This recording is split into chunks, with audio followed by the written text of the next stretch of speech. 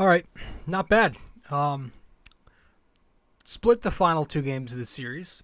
Would have liked to take the sweep, especially considering it is the pathetic, lowly, horrendous Baltimore Orioles, who are basically a JV baseball team at best.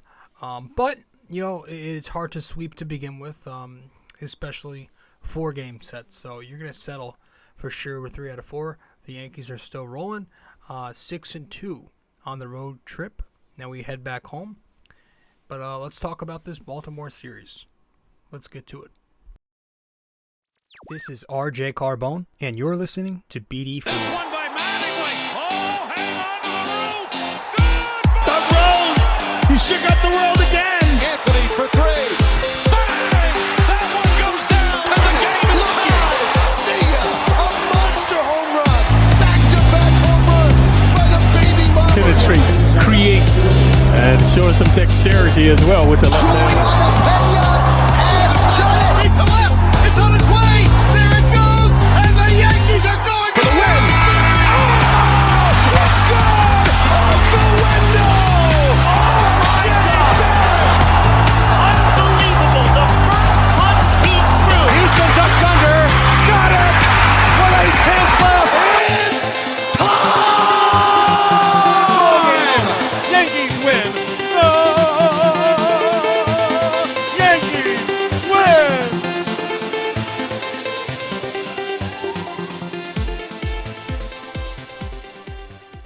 All right, what's happening, everybody? What is going on? I'm your host, RJ Carbone, and you are listening to episode 370 of the podcast. Welcome to BD4, where there's no better way to get your Yankees and Knicks analysis. We also do MMA now, too.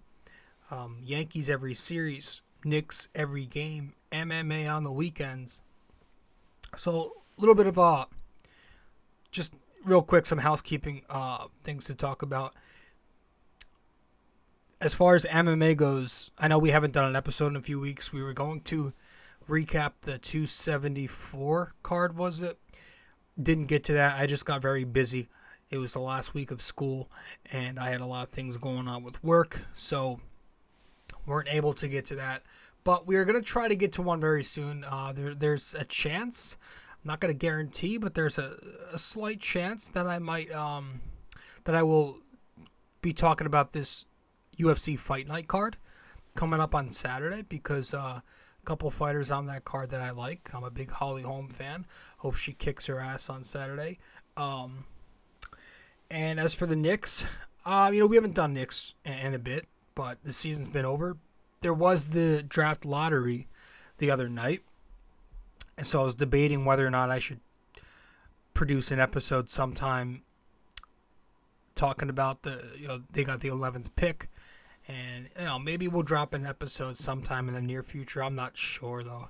But for now, the guarantee is that we will keep talking Yankees. And of course, for these 4-game series, if you don't know already, what we do for the 4-game sets is we do a mid-series episode, and then we'll do our usual post-series episode afterwards. So this episode is the post-series episode to this Yankees Orioles series that just finished up today. Because as I'm recording, it is Thursday, May 19th.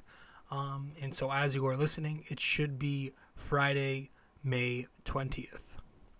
But welcome to the show. Thank you for tuning in. And if you are new here, be sure to subscribe to the show and download these episodes wherever you get your podcast.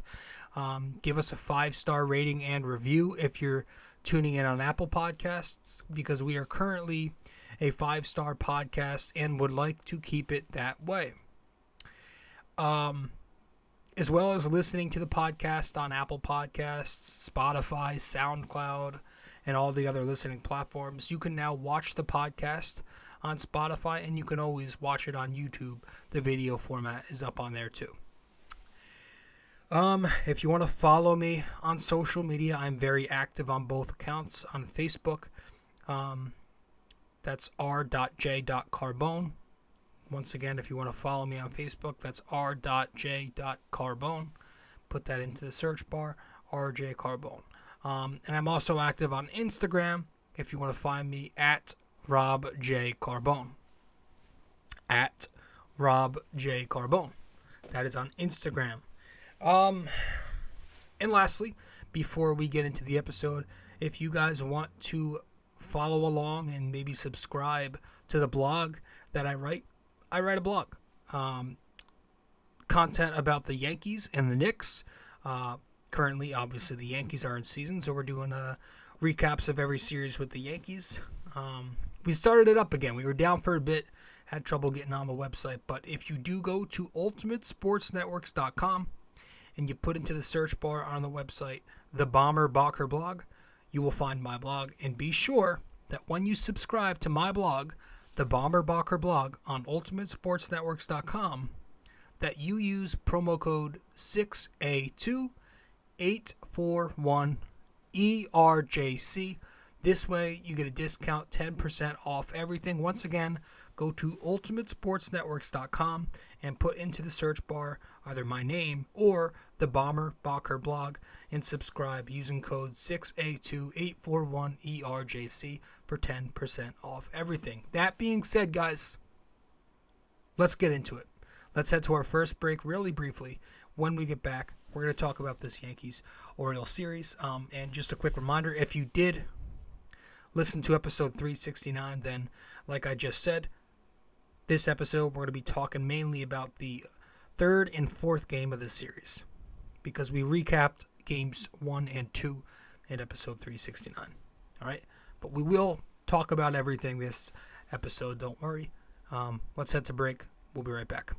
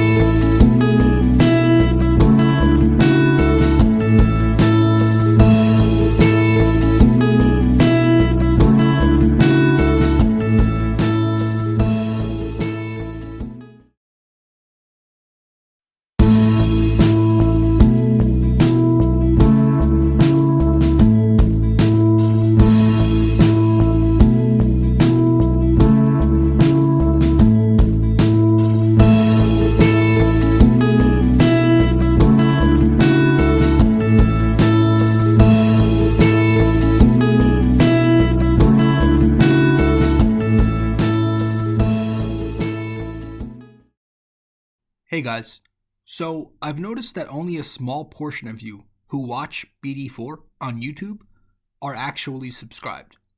So if you do enjoy this podcast and maybe you want to be notified when new episodes release, I'd consider subscribing and also hitting that notification bell. This way we can help the channel grow and you won't miss a single episode of BD4. Alright, let's get back to it.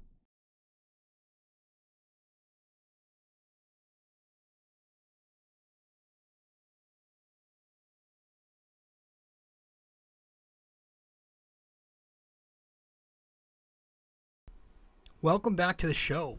Thank you for tuning in to BD4. You are listening to episode 370. Maybe you're watching episode 370. I'm your host RJ, and yeah, it was a good solid series for the Yankees. You know, not too much drama. There was some outside stuff going on. There was that story that came out. I think it was yesterday. And yesterday, as I'm recording, is Wednesday, the 18th of May, where a Yankees draft pick, I think his name is Jake Sanford. I didn't read the entire story. I just saw the headlines of it and stuff. To be honest, I didn't really care that much. But I just found it funny, the headlines. It was saying, I read a little bit of it, how he stole his teammate, this Yankees draft pick, who's I don't think is a Yankee anymore. I can't imagine he is. He was caught for stealing his teammates' shit, like their equipment, their bats, their gloves, their balls, and selling it online to people. He was selling his teammates' shit online, and he got caught doing so. I can't imagine how embarrassing that must be. How does that even work? Like, do your teammates not know? Like, is just shit goes missing, and then you're all like, you're just supposed to sit there and act like what? Like with them? Like, I mean, I can't imagine he's still with the team. Could you imagine how awkward that'd be if he was like tomorrow he's in the dugout and they're like, hey, asshole. But that was just some weird shit I scrolled upon. So that was interesting. I'm hearing the Houston Astros might pick him up. That was a poor one. Luis Hill left his start the other day, and he asked to come out because he had elbow pain. That's not great, Bob. That's never great, Bob. That probably means we might hear some really bad news the next couple of days. Speaking of bad news, potential bad news, Chad Greene was injured as well. He also left the game, and his injury was forearm pain. So the forearm usually means it could be an elbow issue. So we could potentially hear some bad news there. Wandy Peralta then came in today after Greene, I think it was, and he was limping off the mound slowly. Fortunately, he came back in, and it looks like he's fine. Marwin Gonzalez left today's game with an injury, his lower body. On the other hand, I guess a positive, Zach Britton, remember that guy? Who I didn't think was ever going to be pitching for the Yankees again. I thought the injury was going to take him out the entire season, and then he was going to walk because he's in a walk year. Apparently, Zach Britton is actually progressing very well, and they said he's throwing 120 feet at the moment, and that he could be, and I quote this because the tweet said he could be in the bullpen soon. I honestly was thinking at best August, September, and he was just going to be given a couple of, appearances here and there just to get his feet wet, kind of like Sevy did last season. Wasn't really a part of the team, but apparently he's way closer than I thought. Yeah, that's it as far as just little shit. We're gonna get into the series. Let's talk about it. Yankees Orioles. Again, we discussed the first two games, like we recapped it and everything in episode 369. So if you have not checked out 369 yet, be sure to do that. But let's go over the wrong one here. The third game of the set here. Here we go, episode 370. Let's go over the third game of this set, where the Yankees took the 3-2 victory on Wednesday.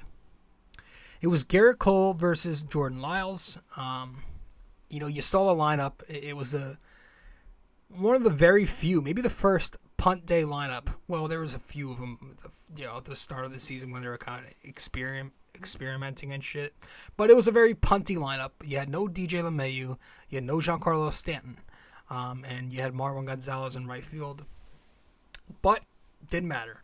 Top of the first inning, the Yankees score 3 runs with 2 outs. Boy, the Orioles are pretty bad. You have Rizzo dunking in a base hit. Then you had Josh Donaldson with a sharp single to right field. And then Gleyber Torres with an RBI double the other way to score Rizzo. And that was the only RBI of the game for the Yankees. Because the only 2 runs, or the 2 runs after that, was with Gallo at the plate, the same inning. Jordan Lyles throws a wild 1-0 changeup. It gets past Ben Boone, the catcher. Donaldson scores, so it's 2-0. And then Ben Boone makes a poor throw to Lyles, who's covering home plate. Ball gets past Lyles, and Gleyber scores. Good heads-up base running there. Great job by Gleyber once again. Tell you, Gleyber, the other day, scoring from second on that infield hit by Judge. Today, or not today, but yesterday, he looked sharp, not just at the plate, on the bases, in the field. So it's 3-0 Yankees after the top of the first. There's no score until the bottom of the 6th, when the Orioles score 2 off Garrett Cole. He surrenders a base hit to Mullins. Would be a good Yankee, by the way. Then an RBI double to Hayes when Cole hangs a curveball. It's 3-1. Cole then gets Santander to ground out to Gleyber Torres for the first or second out. Then Mancini hits a ground ball to Rizzo. Rizzo tries making the play at home. I didn't mind the throw home there. I'm always for preventing the run to score. He couldn't get the runner. Hayes ends up scoring, and it's 3-2 Yankees. The Orioles never really threatened from there. And the Yanks basically just won behind their pitching.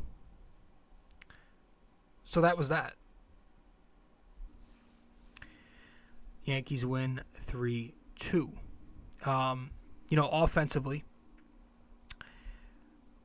and not much. 3 runs on 6 hits, 2 extra base hits, 1 walk, 10 strikeouts. Didn't hit into a double play.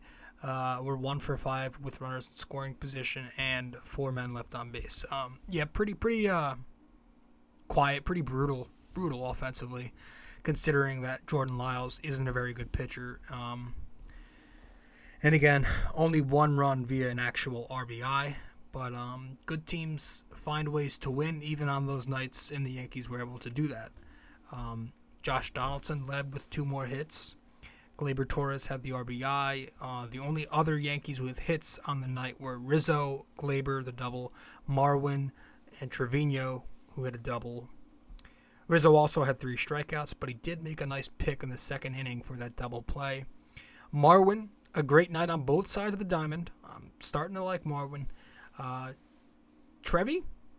I think it's time Trevino gets a nickname. I think it's time he earns Trevi. Not only is he hitting lately, but his defense remains very sharp.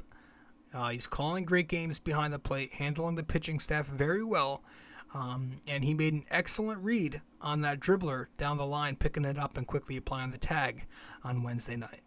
I like Trevi. Give me Trevi over Higgy 11 times out of 10. He was 3 for 7 this series, and he's on a nice stretch where he's 6 for 23, which is .260. Which is probably a hot streak from him. That's the hot streak you're going to get from a Trevino. So keep that in mind. He's not going to go nuts. This is probably the best version of him at the plate. So, which is why I brought up the 6 for 23. Who else in this game? Hicks was 0 for 4. A couple of strikeouts. Once again, could not come through when it mattered on Wednesday. Hold on here. Sorry about that. We were getting a little bit of a lag. Hicks was 0 for 4. A couple of strikeouts. Didn't come through. I don't know why Boone didn't have him bunt in that spot during the 8th inning. Knowing his egregious slump that he's in and knowing his repulsiveness, if that's a word, with men on base, how do you not bunt? We're going to get to his numbers and stuff, and we're going to talk a little more about him. But he ends up swinging through an off-speed in a big spot in the 8th, pulling his head out like usual. Doesn't come through. Judge, an 0 for 4 in Wednesday night's game. Who cares? Gallo was 0 for 3, 3 more strikeouts. He did walk, the only Yankee to walk in the game. Showed a graphic. Yes Network showed a graphic during one of his at-bats. And it said he was 1 for 11 on pitches in the upper third of the zone. And then he strikes out on a pitch in the upper third of the zone to go 1 for 12. And I wonder why he's not good on those upper pitches. It can't be because of that golf swing. IKF was 0 for 4. So, all around the Yankee bats, just quiet. Some missed opportunities, but not many opportunities because the Yankees weren't really getting on base a ton. Second inning, Marwin had a 1-out single. He was stranded. Third inning, Donaldson a 2-out single. Nothing there. Lyles from there retires 13 batters in a row, and he's done after 7 innings. The 8th inning comes. Trevino doubles off Bautista. Bautista strikes out Hicks. Then he gets Judge to ground out. The lefty Perez comes in for Rizzo and strikes Rizzo out. 9th inning, he had the 2-out walk by Gallo versus Lopez, but IKF grounds out. But the Yankees win.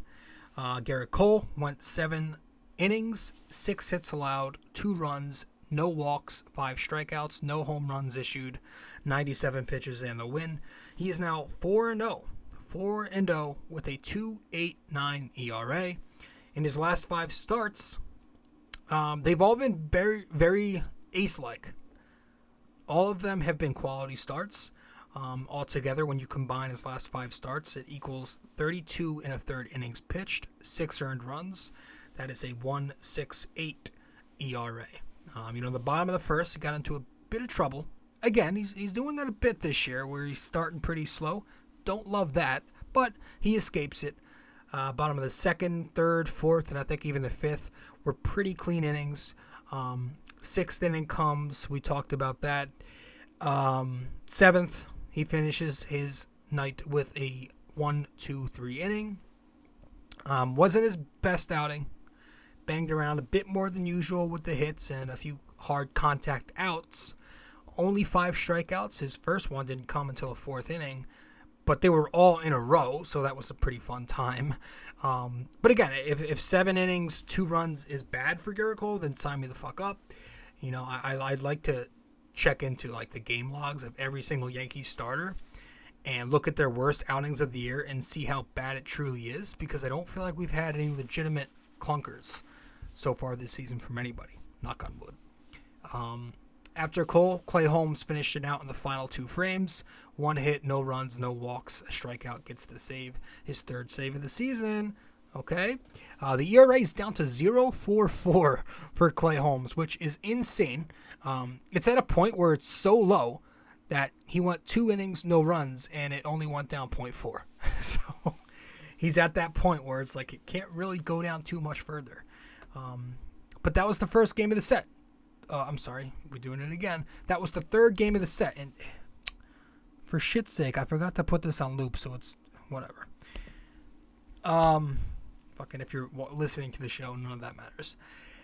Game 4 of the series, which took place this afternoon. Always gotta love those middle of the week day games. I don't get it. And the Yankees lose. They finally lose 9-6. You had Montgomery versus Zimmerman. Top of the first, the Yankees put 2 on the board early for Jordan Montgomery. You had Aaron Judge with a walk. Rizzo doubles Judge over to third. So you've got first and third for Giancarlo Stanton, and he drills a line drive to left field. But he stares at it because he didn't learn his lesson from the other night. The 2 runs still score, but Stanton's limited to just a single. Bottom of the second, Montgomery, incapable, I guess, of pitching with a lead, chokes it right back. He allows the 2-run bomb to Robinson Chirinos on a high fastball. It's 2-2. Bottom third, this is when Baltimore takes their first lead of the night. Mateo, former Yankee prospect, with the RBI single on a changeup by Montgomery. It's 3-2 Baltimore. Top of the 4th, the Yankees do tie it back up. Stanton takes a slider to left field for not a double, but this time a home run just inside the foul pole. Hit this one a little higher. It's tied at 3. Top of the 6th, the Yankees take it back with 2 more runs. Judge and Rizzo, back-to-back base hits. Zimmerman pulled from the game for the righty Baker. He faces Stanton, walks Stanton to load the bases with nobody out. Glaber at the plate. Unfortunately, didn't get the clutch hit this time. He strikes out on 4 pitches, not the greatest of at-bats. And then Aaron Hicks doing the usual Aaron Hicks, pulling his head out, swinging through a pitch. 2 outs for IKF, and he's the one coming through. He picks up his teammates with a simple base hit past shortstop and third base. It's 5-3 Yankees after 6, or after 5.5.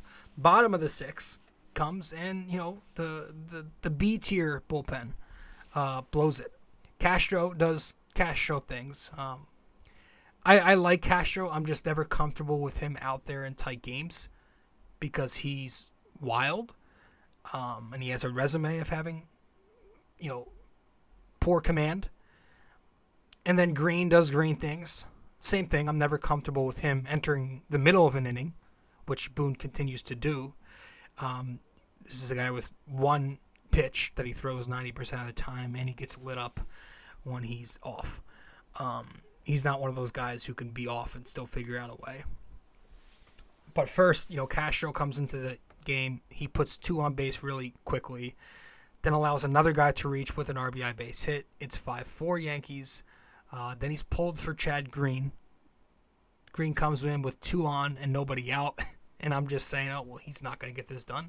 And he doesn't. He gets a quick strikeout, but then the sac fly to Hicks. And Hicks, hearing his name a lot, gets lazy again, plays it casually, and he lets Nevin's kid go from first base to second base. I'm sick of the scumbag. Again, we're going to get to him in a second. It's a 5-5 tie ball game. Then Greene officially blows it by allowing a base hit to Rougned Odor to the right field side. And it's 6-4 Orioles. Yankees score, though, in the top of the 9th. They rally and tie it. IKF with a walk. IKF then steals second with Donaldson at the plate. Donaldson ends up striking out on that play. Then Marwin takes the plate. He strikes out. You've got 2 outs, a man on second base in IKF for DJ LeMahieu. And DJ, in need of a multi-hit game, gets one. He slaps a base hit to right field. Little blooper. Great base running by IKF to come around to score, and it's a 6-6 ball game. DJ now 6 for 16, which is .375 with runners in scoring position this season. Bottom of the 9th, though, unfortunately, that would be it for the Yankees' luck. Lucas Litke comes into the game, and again, B-tier squad had a pitch with the lack of arms out there today. They're all overworked a bit lately. Litke comes in. Donaldson first, the throwing error that Rizzo, who was ejected, maybe scoops that up. Talk about the ejection in a second. Then the Mancini at-bat, he went 10 pitches. It was a great at-bat, but eventually gets the base hit. And then Litke, the first pitch cutter that he leaves a bit up to Santander, whatever the fuck. He pulls the shit out of it to left field, and it's a home run. The Yankees lose 9-6. Like I said, the bullpen, they blew this game. The offense was not great, but they scored 6 runs. Montgomery was not great, but he kept them in the game. The bullpen did not do the job. The Yankees had to use their B squad relievers today because Michael King has been pitching a ton lately. Clay Holmes has been pitching a lot lately. So, I know I said last night I wasn't concerned about the workload of those two, and I'm not. But I hope it doesn't become one of those things where they're the only 2 true reliable pitchers that we can use this year out the pen.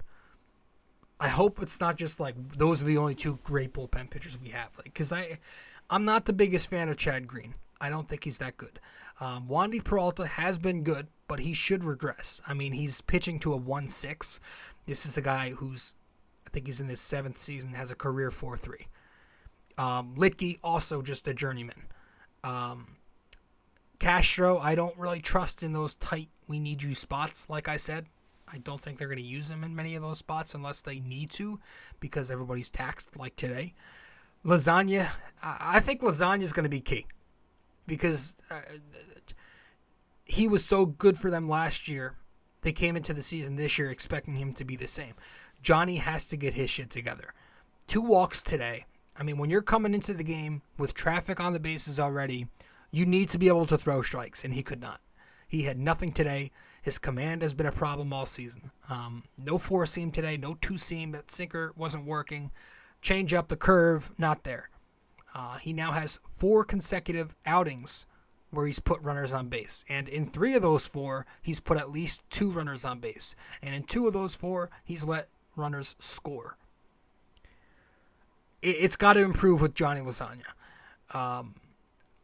I like to think it will because he's got nasty stuff, but command isn't there, and he's been getting hit a little harder than he did last year. So I don't know. We'll see. Fun fact, though. Jonathan Loaizaga, his middle name, this is some Nicaraguan kid. His middle name, Jonathan Loaizaga, is Stanley. Am I the only one who laughs at that? That his middle name is Stanley? I love it. I'm not hating on it. There we go. Yeah, so the bullpen wasn't great. The bats, again, not great, but they scored 6 runs on 10 hits, 2 extra base hits, 6 walks, 8 strikeouts only. did hit into 3 double plays, but were 3 for 8 in scoring position, leaving only 7 on base. So they were good. In general, the numbers say they were good. There were some moments today where the Yankees got on base right away to start off a half inning, but got nothing from it. Like in the top of the second, IKF, the leadoff base hit, nothing. Top of the third, DJ, the leadoff base hit, also nothing. Top of the seventh, Marwin Gonzalez, a leadoff single versus Dylan Tate. Didn't do anything there either. Top of the eighth, Rizzo gets tossed on a strike 3 call. He's fuming. Boone comes out. I'm noticing a lot that the Yankees, in a lot of their losses, or in games where they're not getting their way, that they're getting very heated and ejected. And I love that. It's good. It shows that they've developed this ticked off, annoyed, semi-spoiled, I only want to win mentality. I love it. I think that's the way to have it. You have to get ticked off and play with an edge and have the mindset of, I need to win every game. Not I want to, but I need to win this game or I'm so pissed off. It seems like they've got that mentality this season. That's different. But Rizzo strikes out. Stanton walks. So you got a base runner there too. But he was stranded. So, the box score, good, but there were some moments where we didn't capitalize. DJ, Rizzo, Stanton, IKF with 2 hits apiece.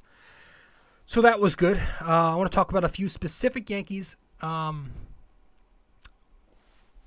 was the first one? Hold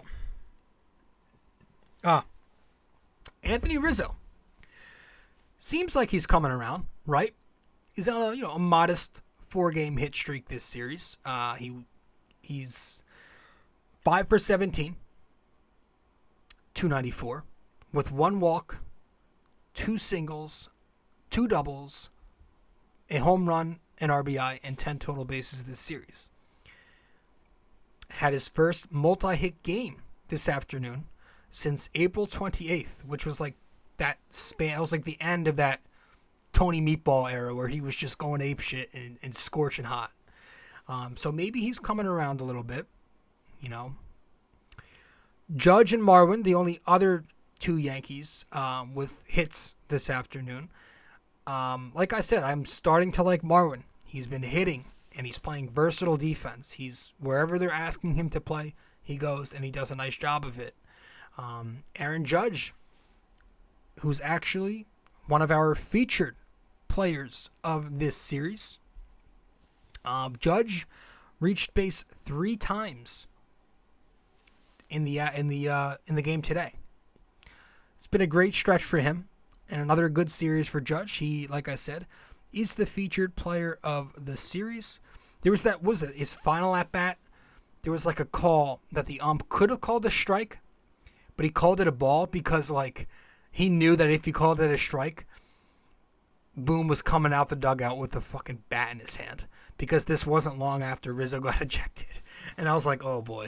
But yeah, Judge had a great series, and he's one of our featured players of this series. That's not Judge. Here it is. Judge. This series, he played in 3 of the 4 games. Went 5 for 12 with 2 singles, a double, 2 home runs, 3 RBIs, 2 strikeouts, 2 walks, and 12 total bases for Aaron Judge. He still leads the majors in home runs with 14 already. Jesus Christ. 14 home runs for Aaron Judge so far this season.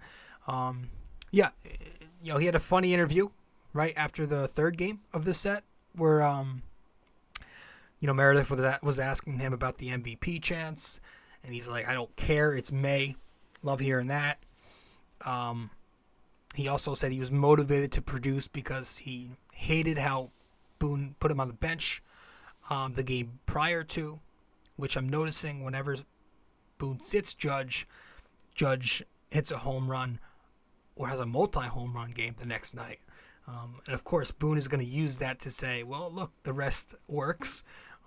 It was funny because Judge was talking about the build your own park thing, how he hit a double that should have been a homer. And then Boone also said build your own park in his presser.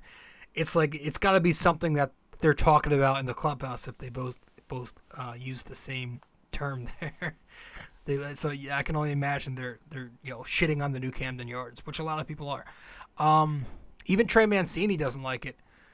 Another great series from Giancarlo Stanton. Giancarlo Stanton this series played in 3 out of the 4 games. He was 4 for 11, 2 base hits, a double, and a homer. 4 RBIs for Giancarlo, 1 strikeout, 4 walks, and 8 total bases. Yeah, I really like what I'm seeing from him. He is hot. He is second on the Yankees in batting average with a .299 average, which is, to me, that's just hilarious because you think of Stanton, it's like, well, we have this guy to just mash. But he's leading the team or he's second to Judge in batting average at .299. But yeah, he's doing great. He reached base 4 times today's game. He had 3 RBIs in today's game. He's on a tear. He's a run-producing machine this season. He's already got 35 RBIs. Great series for Stanton. Yeah, man. I also think Josh Donaldson. I was close to featuring Josh Donaldson and putting him as one of the featured players of the series. I honestly felt like he should have because he had a great series. He was 6 for 13 with a .533 on base this series. 1 RBI, 2 walks, 4 singles, a double, and a homer. His OPS on the year is officially over 800. And his batting average on the season is officially over 250. And those are the 2 numbers that I've been expecting and wanted him to live around. So I'm fine. He's off my shit list. He's officially off my shit list. He's hitting line drives the other way. He's got that quick level swing with slight lift in the swing path. Love it. I love the way he's producing right now. Gleyber Torres too, right? 5 for 16, 313 this series. An RBI, 2 walks, 3 singles, 2 doubles. Like we said in the last episode, he's been going the other way a whole lot this year, especially recently. And I love that because that's all about Gleyber Torres when he's on. He's, like I said, he's running the bases well. He's playing good second base. He had the fake tag on that stolen base in the 3rd inning today. Love to see that. That was nice. Yeah, who else? IKF starting to hit the ball a little bit again. 3 hits in the series, 2 RBIs and a couple of walks. Clutch hitting today, making some contact. And like I said, he's just the perfect bottom of the order bat. He's not going to walk a ton. He's not going to hit for power, but he's a contact hitting bat. And I think you put IKF 9 and you move Hicks down to 10th in the order. Talked about Severino already. DJ LeMahieu, I've got written down here. He is showing some signs of life. Gotta like what you're seeing from DJ. 3 for his last 6, dating back to his final at-bat last night.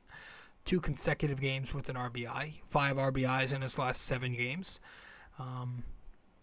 So hopefully he's creeping back up to DJ-type numbers. Also, he played some more excellent third base today. A few plays, but he made a really nice pick in the middle of this game. He slid over to first base late in the game. He's so versatile, and he's able to play each of these positions very well. You can even make a case his third base has been better than his second base this season. But he's been good over there. Joey Gallo, after hitting well for an entire series, just like that, throws out an 0 for 13, 8 strikeouts in there, 2 walks. He's back down under the Mendoza, so that was pretty quick. And again, it's those high fastballs. It's a pretty easy plan if you're a pitcher. Just give him that high heat. He's not going to be able to make contact with that often. So credit to him, I guess, for the late walk today. But if that's what we're crediting him for nowadays, there you go. I want to talk about my pal Aaron Hicks when we get back from break, because we got some things to say. Oh boy, do we. Stay with us. We'll be right back.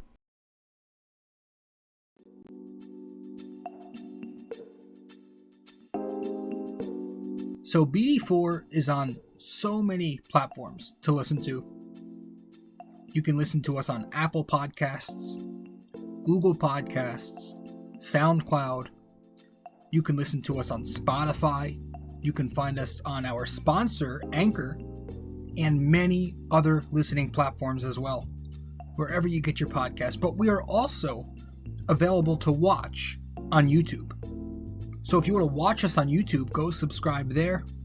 But if you prefer to listen to us, again, many listening platforms. Just be sure to subscribe, download, give us a rating, a review, comment, share the podcast, and all that fun stuff.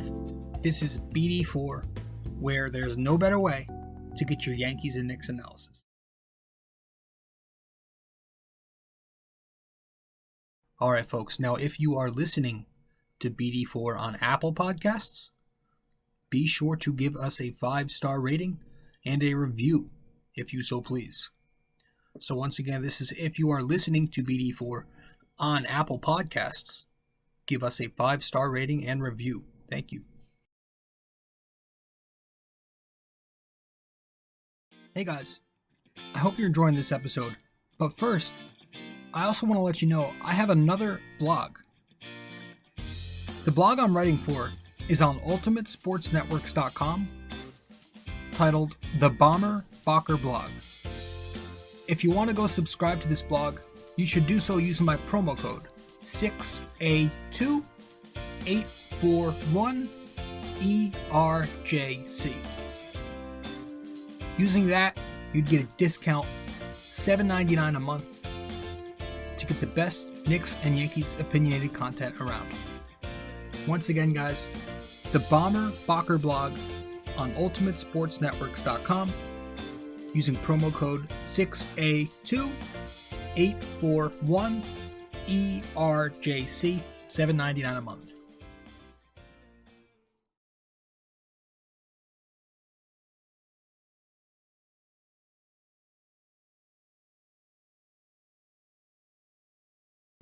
All right, welcome back to the show.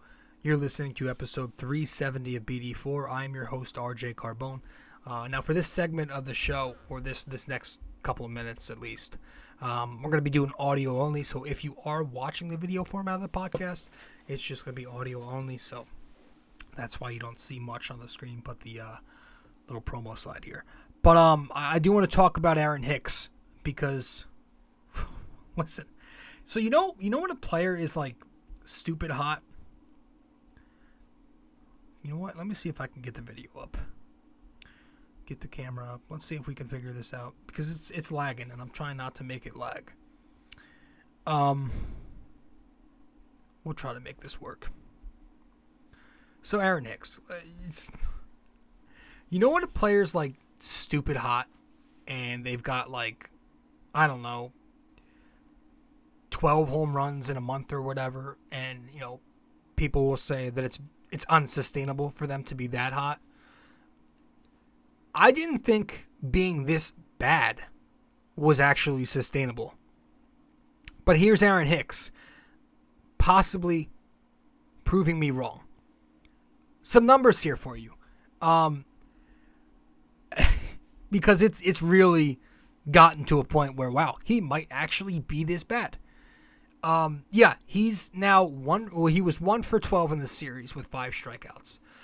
But this one caught me off guard. I was checking the game logs, and after the 0 for tonight, or this afternoon, he is now 4 for 48 in the month of May. That's an 0.83 average. And the OPS heading into today's game in the month of May was 359. So after the 0 for, that went down. The OPS. 300s in a month. That's almost half the season so far. He has just 2 extra base hits the entire season. Only 7 RBIs. Because he's 3 for 24, $125, with runners in scoring position. And 5 for 38, $132, with guys on base at all. He's got that stupid high leg kick that is throwing off his timing so much. There are so many moving parts in his swing. His head is all over the place. He's swinging out of his shoes whenever he sees a changeup. It's almost Gary Sanchez-like. Remember when Gary had that high leg kick? It just brought zero consistency. It's brutal at the plate for him. He's an automatic out. You may as well bring the pitchers back to hit, because this is the same exact thing. Maybe worse. And on the flip side, he's lazy in the field. I already remember a couple of instances, 2 different occasions, where Vlad Jr. took the extra base twice because Hicks is lackadaisical in the field. Today, again, Phil Nevin's kid does the same exact thing from first to second on that sac fly, which, by the way, you already know Phil Nevin was rooting like hell for the Orioles this series on his couch. You already know. So, with Hicks, his defense sucks.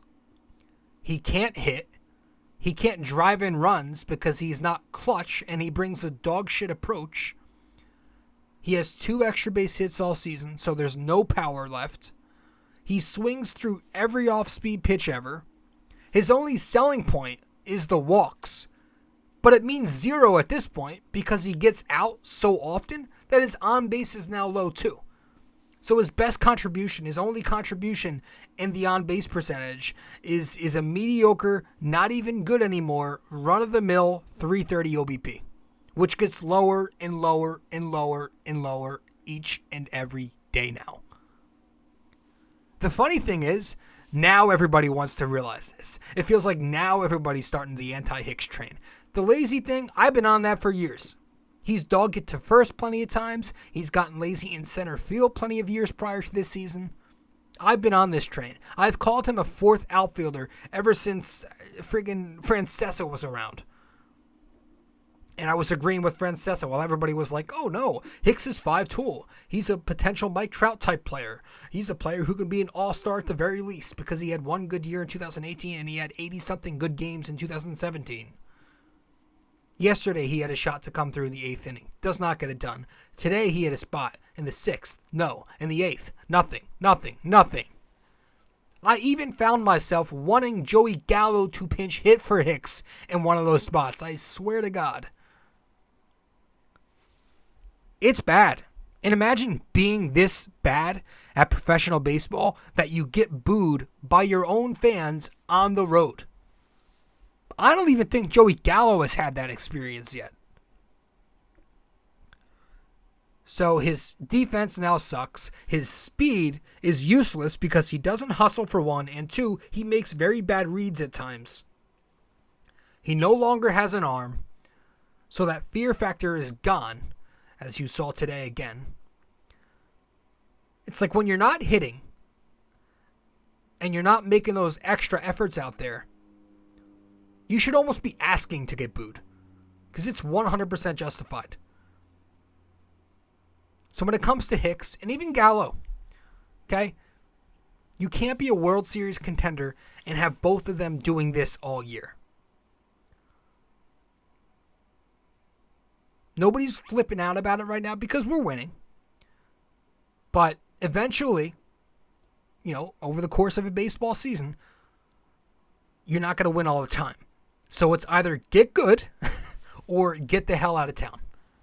And we've brought up Reynolds a few times on the show. We've brought up Benintendi, who's my guy. I want him. That might need to happen. That might have to happen. We're also starting to hear now about, Soto. His name's coming up again over in D.C. Personally, I don't see it, just for a few reasons. I think the Yankees are different now. Hal wants to keep them under the tax.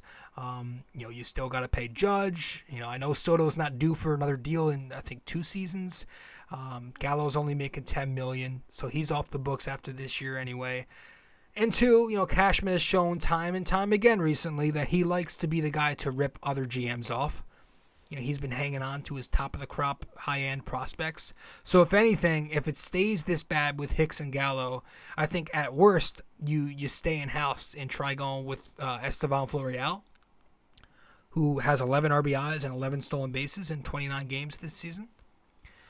And I've been advocating for Florial to play over Hicks for a few seasons now. But honestly, man, at least you can use Florial now. But once trades start happening, honestly, Benintendi, Brian Reynolds are no household blockbuster names that are going to gut your system. Now, they're going to cost a haul, but it shouldn't be anything that Cashman shies away from right away. He should at least pick up the phone and start dialing. And if Boone has any balls, while this dumpster bag Aaron Hicks is still on the roster stealing money in the meantime, he most definitely, without a doubt, should be on the bench tomorrow night at Yankee Stadium against Chicago. Honestly, he should be benched for the series, but, he can't be starting for long. This has to end. I actually almost want to see Hicks play tomorrow night, to be honest, because I want to hear the Bronx hound the shit out of him and make him feel like the beta he is every time he walks up to the plate to record his offer. I'm just like, I am done with Aaron Hicks. Higashioka is also wearing on me a bit. Now, at least Jose Trevino has provided semi-occasional offense, right? But Higgy couldn't hit a beach ball if it was placed on a tee in front of him. Hitting the Mendoza for Higgy is like hitting 400. And wasn't he supposed to be this kid with like opposite field pop? If you handed him a metal bat right now, he still probably couldn't hit one out. He also had a very costly catcher's interference late today. Where's this Ben Rortvedt kid? He's injured every time we get an update. It's a setback. So, if we're talking trades and we want to make a trade, maybe you go out and look at this Wilson Contreras guy. I've always been a big fan of Contreras. I wanted him ever since Gary started, going downhill. I was a big fan of him. Still am. I would not be opposed to calling up Chicago and seeing what's his name wants for Contreras. Is it Epstein still? Montgomery was so-so today. Didn't have his best stuff. Finally gets some run support, but doesn't really use it to his advantage. 5 innings, 7 hits, 3 runs, 3 strikeouts, no walks, a home run. But again, like we've been saying, if this is the worst you get from Montgomery, then you take it and run with it. It's the bullpen you have mostly to blame today. Whatever. 6-2 road trip after that loss.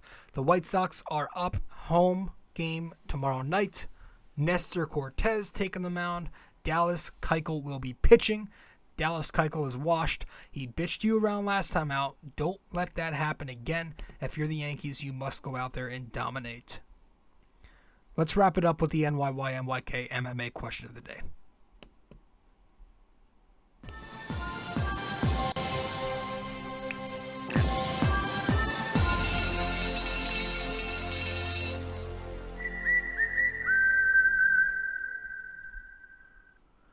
All right. So, for this episode 370, our NYY-NYK-MMA question of the day is,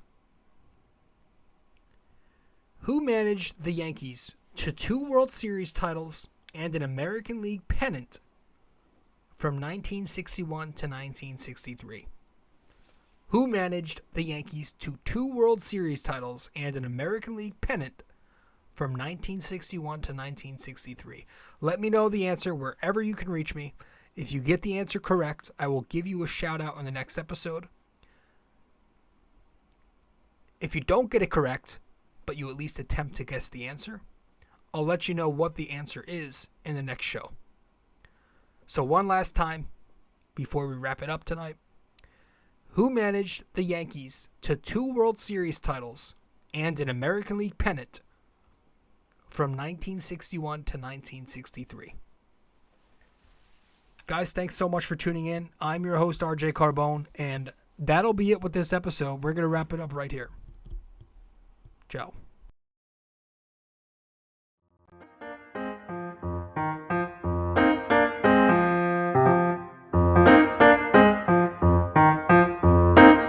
This podcast is brought to you by Anchor. It's the best way to make a podcast. Download the Anchor app or go to anchor.fm.